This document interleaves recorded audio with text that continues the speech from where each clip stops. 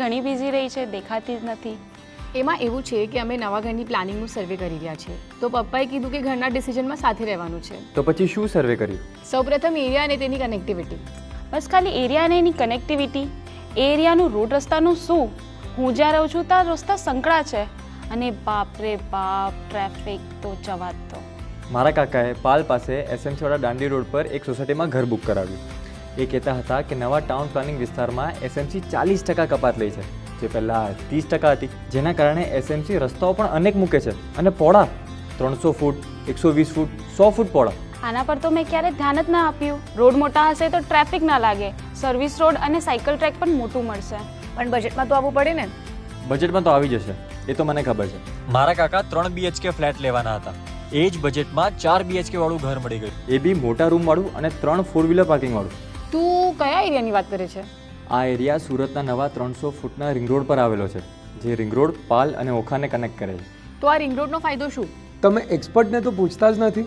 સુરતમાં જ્યાંથી ring road પસાર થાય છે તેના બધા ક્રોસિંગ પર ફ્લાયઓવર થઈ ચૂક્યા છે અને થવાના છે. આ રિંગ રોડ ભેસાન મેટ્રો સ્ટેશનને કનેક્ટ કરે છે. એક બાજુ ONGC બ્રિજથી લઈને ડુમ્મસ, વેસુ, નવો VIP Vesu road, Sarsana junction પણ કનેક્ટ કરે છે અને પેલી બાજુ વરિયાવ, કતારગામ, મોટા વરાછાને પણ કનેક્ટ કરે છે.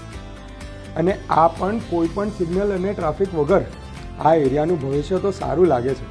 આ જોતા એવું લાગે છે અત્યારે ફ્લેટના બજેટમાં જમીન સાથે પોતાનું ઘર મળે છે, તો થોડાક સમયમાં ફ્લેટના બજેટમાં ફ્લેટ જ લેવું પડશે. પણ તારા પાસે આટલી બધી માહિતી આવી ક્યાંથી? અરે મારા પપ્પા પણ નવું ઘર લેવાનું વિચારે છે અને કાકા એમને સાથે લઈ જતા હોય છે. પછી પપ્પા જ્યારે ઘરે આવે બધી વાતો કરે એટલે મને ખબર પડી. પણ એક વાત તો સાચી છે, એરિયા નવો છે એટલે બજેટમાં મળશે. જેમ એરિયા જૂનો થતો જશે એમ બજેટની બહાર જતું જશે. વર્ષોથી આવું તો થાય છે. તો ચાલ કાલે આપણે એ એરિયામાં થોડા ઘણા પ્રોજેક્ટ વિઝિટ કરી આવીએ.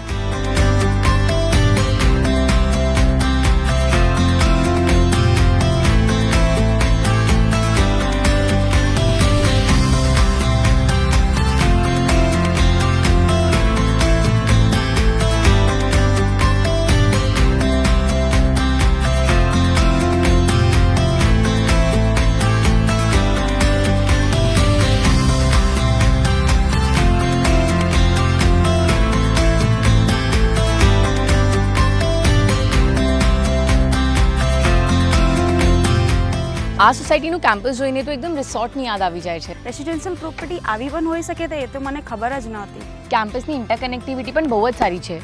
કોઈ પણ એમ્યુનિટી સ્પેસ પર પહોંચવા માટે વધારે ફરવું નથી પડતું. એક ગેટથી એન્ટર થવાનું ને બીજા ગેટથી એક્ઝિટ થવાનું. યુટર્ન મારવાની પણ જરૂર નહીં પડે. સોસાયટીમાં ઘરોના એલિવેશન પણ ખૂબ જ સરસ છે. કોઈ પણ પ્રકારના ફંક્શન સેલિબ્રેટ કરવા માટે અહીંયા બેન્ક્વેટ હોલ પણ આપ્યું છે ને તારા બર્થડેના સેલિબ્રેશન માટે આપણા પાસે લોકેશન પણ મળી ગઈ છે. બેન્ક્વેટ હોલ મોટો છે તો આપણને બહાર જવાની જરૂર જ નથી. તો ગિફ્ટ પણ મોટું જોઈશે. હવે ખબર પડી, કેમ્પસ સારું હશે તેની વેલ્યુ બી આજીવન રહેશે. એ તો છે, પણ હવે 5 BHK ના ફ્લેટના કમ્પેરિઝનમાં શું મળશે? કોઈને મહેલ લેવો છે? શું?